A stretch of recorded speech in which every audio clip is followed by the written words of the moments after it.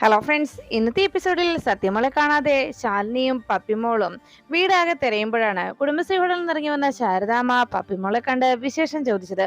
കുറച്ചു നേരമായുള്ള താൻ വന്നുവെന്നും സത്യ എവിടെയെന്നും പപ്പിമോള് ചോദിച്ചത് കേട്ട് അകത്തുണ്ട് എന്ന് ശാരദാമ്മ മറുപടി പറഞ്ഞു. അത് കേട്ടതും സത്യ അവിടെയെങ്ങും കാണാനില്ല എന്നുള്ള വിവരം പപ്പിമോൾ ശാരദാമ്മയെ ധരിപ്പിക്കുന്നു. എല്ലാം കേട്ട ശേഷം ശാരദാമ്മ പറഞ്ഞു, അവിടെ ഇല്ലെങ്കിൽ പിന്നെ എവിടെ പോവാനാ എന്ന് അങ്ങനെ പറഞ്ഞുകൊണ്ട് അവർ 3 പേരും വീടാകെ പരതി. അവിടെ എങ്ങും തന്നെ കാണാറായതോടെ ശാരദാമ്മയ്ക്കും വല്ലാത്ത ടെൻഷനായി. അല്ല, ഇനി എവിടെ പോയിട്ടുണ്ടാവും സത്യമോള്?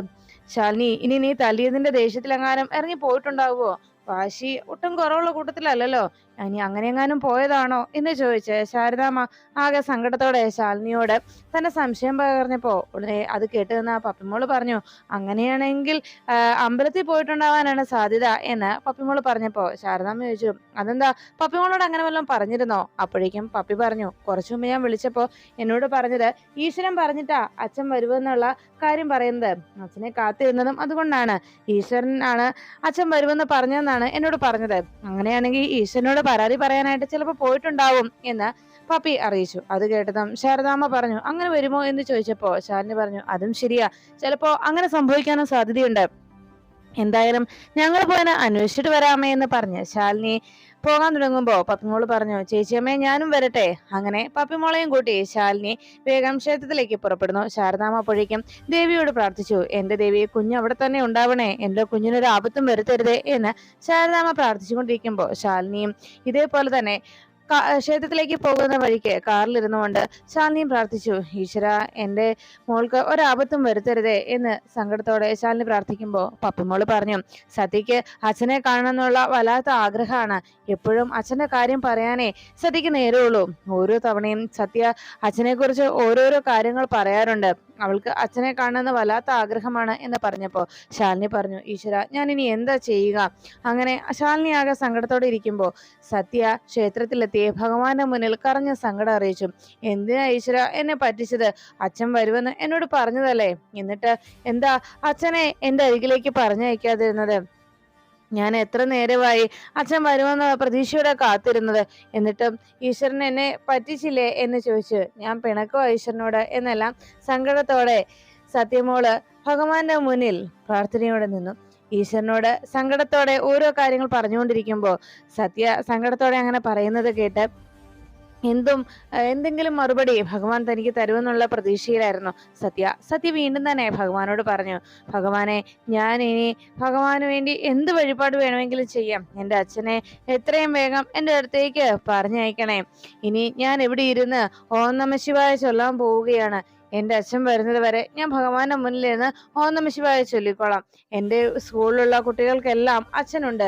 എല്ലാവരും അച്ഛനെയും കൂട്ടി ബൈക്കിൽ പോവുകയും ക്ഷേത്രത്തിൽ ബൈക്കിൽ കയറി ക്ഷേത്രത്തിൽ തൊഴാൻ വരികയും പിന്നീട് സ്കൂളിൽ വരികയും ഒക്കെ ചെയ്യും. എന്ത് കാര്യത്തിനും എല്ലാ കൂട്ടുകാർക്കും അവരുടെ അച്ഛനും അമ്മയും കൂടെയുണ്ട്. എനിക്ക് മാത്രം എന്തുണ്ടെങ്കിലും എൻ്റെ അമ്മ മാത്രമേ ഉള്ളൂ. അതുകൊണ്ട് എനിക്ക് എൻ്റെ അച്ഛനെ കാണണം ഭഗവാനെ. എത്രയും വേഗം എൻ്റെ അച്ഛനെ എൻ്റെ അടുത്തേക്ക് പറഞ്ഞയക്കണേ. ഞാൻ ഭഗവാനു അരികിൽ ഇവിടെ ഇരുന്ന് പ്രാർത്ഥിച്ചോളാം എന്ന് പറഞ്ഞ് സത്യ അവിടെ ഇരുന്ന് ഓം നമഃ ശിവായ ചൊല്ലിക്കൊണ്ടിരുന്നു. അപ്പോഴേക്കും ശാലിനിയും പപ്പിമോളും സത്യയെ അന്വേഷിച്ച് ക്ഷേത്രത്തിലേക്ക് എത്തി. അവിടെ ഭഗവാന്റെ മുന്നിലിരുന്ന് പ്രാർത്ഥിക്കുന്ന സത്യയെ കണ്ട് ശാലിനിയും പപ്പിയും വേഗം സത്യയുടെ അരികിലേക്ക് എത്തി. മോളെ സത്യ എന്ന് വിളിച്ച് ശാലിനി അരികിലേക്ക് വന്നതും സത്യ പറഞ്ഞു, അമ്മേ, ഞാൻ ഭഗവാനോട് പ്രാർത്ഥിക്കുകയായിരുന്നു അച്ഛനെ വേഗം എന്റെ അരികിലേക്ക് കൊണ്ടുവരാൻ. അപ്പോഴേക്കും പപ്പി പറഞ്ഞു, സത്യയെ, നീ വേഗം വാ, നമുക്ക് അച്ഛനെ കാണാം. നീ വാ, എന്തായാലും വീട്ടിലേക്ക് വാ, ഞാൻ പറയുന്ന ഒന്ന് കേക്ക്. ഭഗവാനോട് പ്രാർത്ഥിക്കാം, ഭഗവാൻ എന്തായാലും നിന്റെ പ്രാർത്ഥന കേൾക്കും. ആദ്യം നമുക്ക് വീട്ടിൽ പോകാം എന്ന് പറഞ്ഞ് പപ്പി വിളിച്ചിട്ടും സത്യ പറഞ്ഞു, ഇല്ല, ഞാൻ വരില്ല. അപ്പോഴേക്കും ശാലിനി പറഞ്ഞു, മോളെ വാ, ഇങ്ങനെ നീ വാശി പിടിക്കരുതേ എന്ന് പറഞ്ഞപ്പോ സത്യ പറഞ്ഞു, ഇല്ല, ഞാൻ വരുന്നില്ല. ഇവിടെ ഇരുന്ന് ഞാൻ പ്രാർത്ഥിക്കാൻ പോവാ. ഭഗവാനോട് ഞാൻ പ്രാർത്ഥിക്കും. എൻ്റെ അച്ഛനെ എത്രയും വേഗം എൻ്റെ അടുത്തേക്ക് പറഞ്ഞു വിടാം. ഭഗവാൻ കുട്ടികളെ പ്രാർത്ഥന കേൾക്കുമെന്നാ പറയുന്നത് എന്ന് പറഞ്ഞതും ശാലിനി വേഗം സത്യയെ ചേർത്ത് പിടിച്ചു. മോളെ, നീ അമ്മ പറയുന്നൊന്ന് കേൾക്ക് എന്ന് പറഞ്ഞതും ദേഹത്ത് തൊട്ടപ്പോ വല്ലാതെ ചുട്ടുപൊള്ളുന്നത് പോലെയുള്ള പനി, വല്ലാത്ത ചൂട് അനുഭവപ്പെടുന്നത് ശാലിനിക്ക് മനസ്സിലായി. ദേഹത്തും നെറ്റിയിൽ വല്ലാൻ തൊട്ടു നോക്കി. അയ്യോ, വല്ലാതെ പനിക്കുന്നുണ്ടല്ലോ, ഇങ്ങനെയായിട്ടാണോ മോളെ നീ ഇങ്ങോട്ട് വന്നത് എന്ന് ചോദിച്ചപ്പോ സത്യ പറഞ്ഞു, ഇല്ലമ്മേ, ഞാൻ വരില്ല, എന്ത് പറഞ്ഞാലും ഞാൻ വരില്ല എന്ന് പറഞ്ഞ് സത്യ വാശിയോടെ അവിടെ ഇരുന്നു. അപ്പോഴേക്കും പപ്പി പറഞ്ഞു, സത്യയെ, നീ പറയുന്ന കേക്ക്, വാ, നമുക്ക് പോകാം. അപ്പോഴേക്കും സത്യ ബോധം കേട്ട് വീഴുന്നത് കണ്ടതോടെ ശാലിനി സത്യമോളെ ചേർത്ത് പിടിച്ചു. മോളെ മോളെ സത്യയെ എന്നുറക്കെ വിളിച്ചതും ബോധം കെട്ട് പാടിയ താമര തണ്ട് പോലെ തന്റെ കയ്യിലേക്ക് വീണു കിടക്കുന്ന മോളെ ചേർത്ത് പിടിച്ച് ശാലിനി സങ്കടത്തോടെ നോക്കി. ഉടൻ തന്നെ ശാലിനിയും പത്മമോളും സത്യയെ നേരെ ഹോസ്പിറ്റലിലേക്ക് എത്തിച്ചു. ഡോക്ടർ ആദ്യം തന്നെ ട്രീറ്റ്മെന്റുള്ള കാര്യങ്ങളെല്ലാം ചെയ്തു. ബോധം കെട്ട് കിടക്കുന്ന കുട്ടിയെ കണ്ട് ഡോക്ടർ ചോദിച്ചു, എന്തു പറ്റി, കുട്ടിക്ക് വല്ലാത്ത ടെൻഷൻ ഉണ്ടായിരുന്നോ, എന്താ സംഭവിച്ചത്, ശരിക്കും എന്താ ഉണ്ടായത് എന്ന് ചോദിച്ചതും ശാലിനി പറഞ്ഞു, കുഞ്ഞ് അച്ഛനെ കാണണമെന്നുള്ള വല്ലാത്ത വാശിയിലായിരുന്നു. അതുകൊണ്ട് മോള് കുറച്ചു ദിവസമായി ശരിക്കും ഭക്ഷണമൊന്നും കഴിച്ചിരുന്നില്ല. അവളാകെ ക്ഷീണിച്ചിരുന്നു. ക്ഷേത്രത്തിൽ പോയി പ്രാർത്ഥിച്ച് നിൽക്കുന്ന നേരത്താണ് ഞങ്ങൾ അവിടേക്ക് ചെന്നത്. അച്ഛനെ കാണാത്തതിന്റെ സങ്കടത്തിൽ വീട് വിട്ടിറങ്ങി ഭഗവാനോട് പ്രാർത്ഥിക്കാൻ പോയതായിരുന്നു. ഞങ്ങൾ അവിടെ ചെന്ന് കൂട്ടിക്കൊണ്ടു വരാൻ തുടങ്ങി. അപ്പോഴാണ് മോൾക്ക് വല്ലാതെ പനിക്കുന്നുണ്ടെന്ന് മനസ്സിലായത്. വേഗം തന്നെ ഹോസ്പിറ്റലിലേക്ക് എത്തിക്കുകയായിരുന്നു എന്ന് ശാലിനി ഡോക്ടറോട് അറിയിച്ചു. എല്ലാം കേട്ടതിന് ശേഷം ഡോക്ടർ ചോദിച്ചു, അല്ല കുട്ടിയുടെ അച്ഛൻ എവിടെ, അച്ഛൻ ഇവിടെ ഉണ്ടോ എന്ന് ചോദിച്ചതും ശാലിനി പറഞ്ഞു, അദ്ദേഹത്തിന്റെ അടുത്തേക്ക് കുട്ടിയെ കൊണ്ടുപോയില്ല എന്ന് പറഞ്ഞതും ആ മയക്കത്തിനിടയിൽ സത്യ ചോദിച്ചുകൊണ്ടിരുന്നു, അച്ഛൻ വരില്ലേ? അങ്ങനെയുള്ള ചോദ്യങ്ങൾ കേട്ട് ഡോക്ടർ ചോദിച്ചു, മോളുടെ മനസ്സിനെ വല്ലാതെ അച്ഛനൊന്നുള്ള ആ ഒരു ചിന്ത മോളുടെ മനസ്സിനെ വല്ലാതെ അലട്ടുന്നുണ്ട്. എത്രയും വേഗം അച്ഛനെ മോൾക്ക് കാണണം. അതാണ് മോൾ ഇങ്ങനെ പറഞ്ഞുകൊണ്ടിരിക്കുന്നത്. എന്തായാലും ഈ അവസ്ഥയ്ക്ക് മോൾക്കുള്ള മെഡിസിൻ എന്ന് പറഞ്ഞാൽ അദ്ദേഹത്തിന്റെ സാന്നിധ്യം മാത്രമാണ്. അദ്ദേഹത്തിന് വേഗം എത്തിച്ചേരാൻ പറ്റുമോ ഇവിടേക്ക് എന്ന് ചോദിച്ചപ്പോ ശാലിനി പറഞ്ഞു, അത് പിന്നെ മോളുടെ അച്ഛനെ മോള് ഇപ്പോ കണ്ടിട്ട് കുറച്ച് നാളായി എന്ന് പറയുമ്പോൾ ശാലിനിയോട് ഡോക്ടർ പറഞ്ഞു, ശരി, എന്നാ ഇതേതാ ഈ കുട്ടി എന്ന് ചോദിച്ചപ്പോ ശാലിനി പറഞ്ഞു, ഇതെന്റെ സഹോദരിയുടെ മകളാണ്. അപ്പോഴേക്കും ഡോക്ടർ പറഞ്ഞു, എന്നാ ശരി, ഒന്ന് പുറത്തേക്ക് വന്നേ എന്ന് പറഞ്ഞ് ശാലിനിയോട് പുറത്തേക്ക് വരാൻ പറഞ്ഞതും പപ്പി മോളെ നോക്കി ശാലിനി പറഞ്ഞു, എന്തായാലും മോൾ ഇവിടെ നിൽക്കുക കേട്ടോ, ചേച്ചിയമ്മ ഇപ്പൊ വരാം. ഉടനെ പപ്പി ശരി എന്ന് പറഞ്ഞ് തലകുലുക്കി വീണ്ടും സത്യയെ വിളിക്കാനായി ശ്രമിക്കുന്നു. സത്യയെ എന്ന് വിളിച്ചിട്ടും സത്യ അപ്പോഴും നല്ല മയക്കത്തിൽ തന്നെ ആയെന്ന് കണ്ടതോടെ പപ്പി മോൾക്കും ആകെ സങ്കടമായി. പുറത്തേക്ക് ഇറങ്ങി വന്ന ശാലിനിയോട് ഡോക്ടർ പറഞ്ഞു, അതെ, എന്താ നിങ്ങൾക്കിടയിലുള്ള പ്രശ്നം, നിങ്ങളുടെ ഹസ്ബൻഡ് നാട്ടിലുണ്ടോ, അദ്ദേഹത്തോട് ഒന്ന് വരാൻ പറയാമോ എന്ന് ചോദിച്ചപ്പോ ശാലിനി പറഞ്ഞു, അത് പിന്നെ മോള് അച്ഛനെ കണ്ടിട്ടില്ല എന്ന് ശാലിനി മറുപടി പറഞ്ഞതും ഡോക്ടർ പറഞ്ഞു, എത്രയും വേഗം അദ്ദേഹത്തോട് മോളെ വന്ന് കാണാൻ പറയണം. അച്ഛനെന്നുള്ള ആ ഒരു ആഗ്രഹം അത് കുട്ടിയുടെ മനസ്സിനെ വല്ലാതെ അലട്ടുന്നുണ്ട്. അച്ഛനെ കാണണം എന്നുള്ള ആഗ്രഹം അതിയായ മോഹമാണ് മോളുടെ മനസ്സിന്റെ ഇപ്പോഴത്തെ ഒരു മനസ്സിന്റെ നിലയെ ഇപ്പോൾ നിയന്ത്രിക്കുന്നത്. അതുകൊണ്ട് ഇനിയും മോൾക്ക് അച്ഛനെ കാണണമെന്നുള്ള ആ മോഹം മനസ്സിൽ തന്നെ അങ്ങനെ തുടർന്നുകൊണ്ടിരുന്നാൽ അത് പിന്നെ ചിലപ്പോ മോളുടെ മനസ്സിനെ നമുക്ക് നിയന്ത്രിക്കാൻ, അല്ലെങ്കിൽ മോൾക്ക് ആ മനസ്സിനെ നിയന്ത്രിക്കാൻ കഴിഞ്ഞെന്ന് വരില്ല.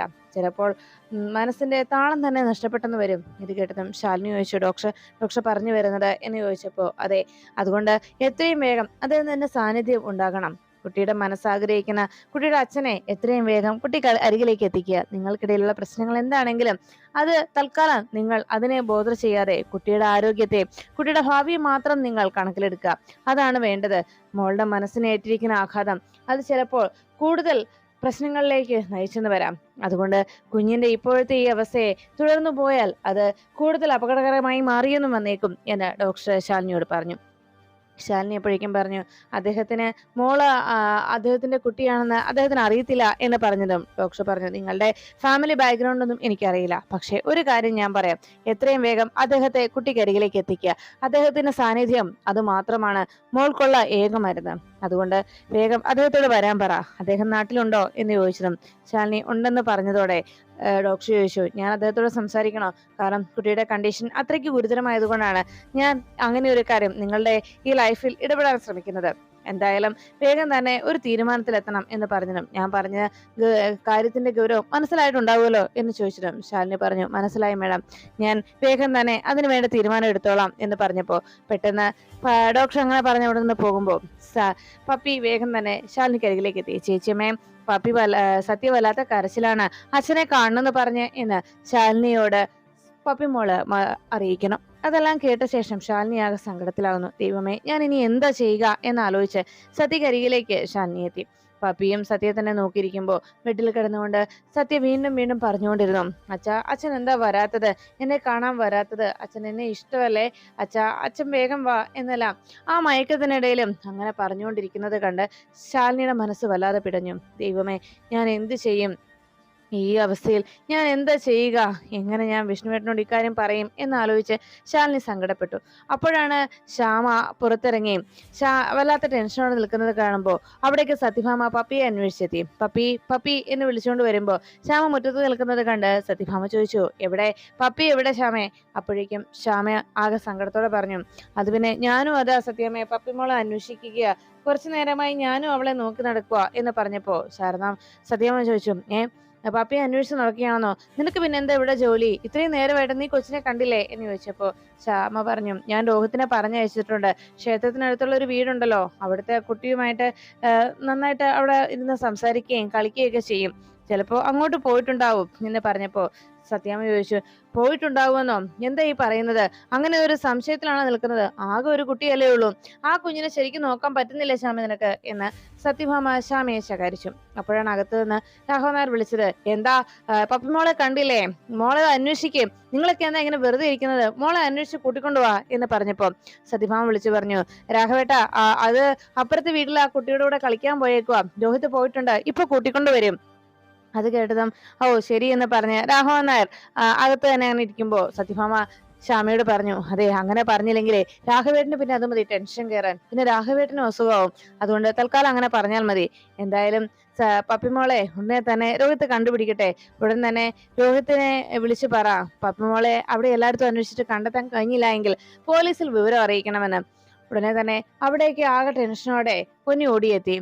സത്യാമ്മേ, ശ്യാമക്കുഞ്ഞെ അവിടെ എങ്ങും തന്നെ കാണുന്നില്ല കുഞ്ഞെ എന്ന് പറഞ്ഞ് സങ്കടത്തോടെ പപ്പിയെ അന്വേഷിച്ചിട്ട് കണ്ടെത്താത്തത് കൊണ്ട് പൊന്നി ഓടി വരുമ്പോ സത്യഭാമ പറഞ്ഞു, പൊന്നി നീ അകത്തൊക്കെ ഒന്നുകൂടി നോക്ക്, എവിടെയെങ്കിലും ഉണ്ടോ എന്ന്. അപ്പോഴേക്കും ശ്യാമയും ആകെ ടെൻഷനിലായി. അകത്തെല്ലാം വന്ന് വീണ്ടും പപ്പിമോളെ എന്ന് പൊന്നി വിളിച്ചുകൊണ്ടിരിക്കുമ്പോ അവിടെ എങ്ങും പപ്പിയെ കാണാത്തോടെ ശ്യാമ ടെൻഷനോടെ ആലോചിച്ചു, ദൈവമേ ഈ കുട്ടി ഇത് എവിടേക്ക് പോയി? അങ്ങനെ ചിന്തിച്ചുകൊണ്ട് നിന്നപ്പോഴാണ് അവിടേക്ക് വേഗം അകത്തേക്ക് കയറി വന്നത് പിള്ളാച്ചൻ ചോദിച്ചു, എന്താ സത്യാമ്മേ, എന്താ കാര്യം? അപ്പോഴേക്കും സത്യഭാമ പറഞ്ഞു, പിള്ളേ പപ്പിമോളെ കാണാനില്ല. പപ്പിമോളെ കാണാനില്ലേ എന്ന് പിള്ള ആശങ്കയോട് ചോദിച്ചതും പിള്ളെ ഒന്ന് അന്വേഷിച്ചേ എന്ന് സത്യഭാമ പറഞ്ഞു. ശരി സത്യാമ്മ എന്ന് പറഞ്ഞ് വേഗം അകത്തേക്ക് കയറാൻ തുടങ്ങുമ്പോ സത്യഭാമ പറഞ്ഞു, പിള്ളേ നിങ്ങളോട് അകത്ത് കയറാനല്ല പറഞ്ഞത്, നിങ്ങൾ പുറത്തു പോയി നോക്ക് അവിടെ എവിടെയെങ്കിലും ഉണ്ടോ എന്ന് ചോദിച്ചു. ശരി സത്യാമ്മ എന്ന് പറഞ്ഞ് വേഗം പിള്ളാച്ചൻ പുറത്തേക്ക് ഓടിപ്പോകുന്നു. ഉടനെ ശ്യാമയോട് സത്യഭാമ ദേഷ്യപ്പെട്ടു, ശ്യാമേ നീ ഇങ്ങനെ ചെയ്താൽ പോരാ, ഇനിയും കുട്ടിയെ ശ്രദ്ധിക്കണം. എന്തൊക്കെ ഇടയ്ക്ക് സംഭവിക്കുന്നതെന്ന് അറിയില്ലല്ലോ. ഇന്നത്തെ കാലം വല്ലാത്തതാണ്. അതുകൊണ്ട് കാണുന്നവരും കേൾക്കുന്നവരും ഒന്നും അത്ര നല്ല സ്വഭാവമുള്ളവരല്ല എന്ന് പറഞ്ഞ് എന്തായാലും രോഹിത്തിനെ വിളിച്ച് നീ വിവരം പറ. കുട്ടിയെ അവിടെ കണ്ടില്ല എങ്കിൽ പോലീസിൽ വിവരം പറയാൻ പറ, അവരെങ്കിലും കണ്ടെത്തട്ടെ എന്ന് സത്യഭാമ പറയുമ്പോ ശ്യാമ രോഹിത്തിനെ വിളിക്കാനായി ഫോൺ എടുത്തതും അവിടെ ഗേറ്റ് കടന്ന് മുകളിലേക്ക് കയറി വരുന്ന പപ്പിമോളെ കണ്ടു. ഉടനെ ശ്യാമ പറഞ്ഞു, ദേ സത്യാമ്മേ പപ്പി എന്ന് പറഞ്ഞതും പപ്പി അകത്തേക്ക് കയറി വരുന്നത് കണ്ട് ശ്യാമ പപ്പി എന്ന് വിളിച്ചു. അത് കേൾക്കാത്ത പോലെ പപ്പി പോകാൻ തുടങ്ങുന്നത് കണ്ട് സത്യഭാമ ചോദിച്ചു, എവിടെ പോയതാ പപ്പി? നിന്നെ എവിടെ എന്ന് ചോദിച്ചതും പപ്പി വേഗം അവിടെ നിന്നു. ഉടനെ സത്യഭാമ ദേഷ്യത്തോടെ ചോദിച്ചു, നീ എവിടെ പോയതാ? ഉടനെ പപ്പി പറഞ്ഞു, ഞാൻ ക്ഷേത്രത്തിൽ പോയതാ സത്യാമ്മേ, കണ്ടില്ലേ ചന്ദനം എന്ന് ചോദിച്ചതും ശരി, ഇനി ക്ഷേത്രത്തിലേക്കെന്നല്ല പള്ളിയിലേക്ക് പോയാലും ഇവിടെയുള്ള ആരോടേലും ചോദിച്ചിട്ടേ പോകാവൂ, ആരുടെയും കൂടിയേ പോകാവൂ, ഇങ്ങനെ തന്നെ ഒരിടത്തും പോയേക്കരുത്, പറഞ്ഞു മനസ്സിലായോ? അപ്പോഴേക്കും ശ്യാമ പറഞ്ഞു, എവിടെയെങ്കിലും പോകുമ്പോ പറഞ്ഞിട്ട് പോകണം, നീ കുട്ടിയോട് പറഞ്ഞ കേൾക്കില്ല എന്ന് പറഞ്ഞപ്പോ സത്യഭാമ പറഞ്ഞു, കേൾക്കില്ലെന്നല്ല അങ്ങനെ പഠിപ്പിക്കണം എന്ന് സത്യഭാമ ശ്യാമയും താക്കീത് ചെയ്തു. ഉടനെ പപ്പിമോളുടെ നേരെ ശ്യാമ ദേഷ്യപ്പെട്ടു. പപ്പി നിനക്ക് പറഞ്ഞിട്ട് പോയിക്കൂടായിരുന്നോ എന്ന് ചോദിച്ചപ്പോ വേഗം സത്യഭാമ പറഞ്ഞു, ഇനിയിപ്പം സാരയില്ല, ഇവളെ കൊണ്ട് ഭക്ഷണം കൊടുക്കാം, പിന്നെ രാഘവേട്ടന് മരുന്ന് കൊടുക്കണം ശ്യാമേ, എന്നിട്ടേ ഭക്ഷണം കൊടുക്കാവൂ, ചെല്ല് എന്ന് പറഞ്ഞ് കുട്ടിയെയും ശ്യാമയും അകത്തേക്ക് പറഞ്ഞയച്ചു. അപ്പോഴാണ് രോഹിത് പപ്പിമോളെ അന്വേഷിച്ചിട്ട് ഒരു വിവരവും കിട്ടാതായതോടെ സത്യഭാമയുടെ ഫോണിലേക്ക് വിളിച്ചത്. സത്യഭാമ കോൾ എടുത്തിട്ടും പറഞ്ഞു, രോഹിത്തെ അവൾ ഇവിടെ എത്തിയിട്ടുണ്ട്, നീ ഇങ്ങ് പോര്, അവള് ക്ഷേത്രത്തിൽ പോയിരിക്കുകയായിരുന്നു, ഞാൻ നന്നായിട്ട് വഴക്ക് കൊടുത്തിട്ടുണ്ട്, ഇനി എങ്ങും പോവില്ല എന്ന് പറഞ്ഞു, എന്നോട് സത്യം ചെയ്ത് പറഞ്ഞു എന്ന് സത്യഭാമ രോഹിത്തിനോട് പറഞ്ഞു. രോഹിത്തെ ഇനി പോരെന്ന് അറിയിച്ചു. എന്നാൽ ശരി സത്യാമ്മ എന്ന് പറഞ്ഞ് രോഹിത് ഫോൺ വെച്ച് വേഗം വീട്ടിലേക്ക് പുറപ്പെടുന്നു. സത്യഭാമ അപ്പോഴേക്കും പപ്പിയുടെ ഓരോ പ്രവൃത്തികൾ ഓർത്ത് വേഗം അകത്തേക്ക് കയറി പോകുമ്പോ പപ്പിയുമായി ഹാളിലേക്ക് എത്തിയ ശ്യാമ പപ്പിയെ പിടിച്ചു നിർത്തി. നിക്കിരിയോടെ സത്യം പറ, നീ എവിടേക്ക് പോയതാണ്? ക്ഷേത്രത്തിൽ പോയതാണെന്നുള്ള കാര്യത്തിന് നീ തെളിവ് ചന്ദനം കാട്ടിയപ്പോ തന്നെ എനിക്ക് കാര്യം മനസ്സിലായി. സത്യം പറ, നീ എങ്ങോട്ടാ പോയത്? എവിടെയാ പപ്പി പോയത് എന്ന് ചോദിച്ച് ശ്യാമ പപ്പിയെ ചോദ്യം ചെയ്യുന്നു. അപ്പോഴേക്കും സത്യഭാമ വാതിക്കലേക്ക് എത്തി. പപ്പിയോട് ശ്യാമ ചോദിക്കുന്നത് സത്യഭാമ കേൾക്കാനിടയായി. അപ്പോഴാണ് പപ്പി പറഞ്ഞത്, അമ്മേ, ഞാൻ സത്യയെ കാണാൻ പോയതാ. സത്യ അച്ഛനെ കാണണമെന്ന് പറഞ്ഞ് വല്ലാത്ത വാശിയിലാണ്. ഭക്ഷണം പോലും കഴിക്കുന്നില്ല. ആകെ വാശി പിടിച്ച് സത്യ ഇരിക്കുകയാണ്. അച്ഛനെ വന്നാലേ ഭക്ഷണം കഴിക്കൂ എന്നെല്ലാം പറഞ്ഞ് സത്യ വല്ലാത്ത വാശി പിടിച്ച് നിന്നതും ചേച്ചിയമ്മയൊക്കെ ആകെ ടെൻഷനിലാണ് എന്ന് പറഞ്ഞു. ഉടനെ ശ്യാമ ചോദിച്ചു, എന്നിട്ട് ചേച്ചിയമ്മ എന്താ ചെയ്യുന്നേ എന്ന് ചോദിച്ചതും പപ്പി പറഞ്ഞു, സത്യ അങ്ങനെ വാശി പിടിച്ചിരുന്നിട്ട് ആരോടും പറയാതെ ക്ഷേത്രത്തിലേക്ക് തനിച്ചുപോയി. അവിടെ ചെന്നതും സത്യ ബോധം കെട്ട് വീണു. പനി കൂടി ബോധം കെട്ട് വീണ സത്യയെ ഞങ്ങൾ ഹോസ്പിറ്റലിൽ എത്തിച്ചു. അവിടുന്ന് സത്യയെ വീണ്ടും തിരിച്ച് വീട്ടിലെത്തിച്ചതിന് ശേഷമാണ് ഞാൻ വരുന്നത്. അതാ ഇത്രയും താമസിച്ചത് എന്ന് പപ്പി ശ്യാമയോട് പറഞ്ഞു. എല്ലാം മാറി നിന്ന് സത്യഭാമ കേട്ടു. ഇത് കേട്ടതും, അമ്പടി കേമി, നീ ആള് കൊള്ളാലോ. കുഞ്ഞാണെങ്കിലും നിനക്ക് ഇത്രയൊക്കെ വെളിച്ചിലുണ്ടോ? അല്ല, അതെങ്ങനെയാ? ശാലിനിയുടെയും ശ്യാമയുടെ ഒക്കെ ബാക്കിയല്ലേ? ശാരദാമ്മയുടെ പേരക്കുട്ടിയല്ലേ? ഇങ്ങനെയല്ലേ കാണിക്കൂ എന്നൊക്കെ സത്യഭാമ മനസ്സിലങ്ങനെ ചിന്തിച്ചു.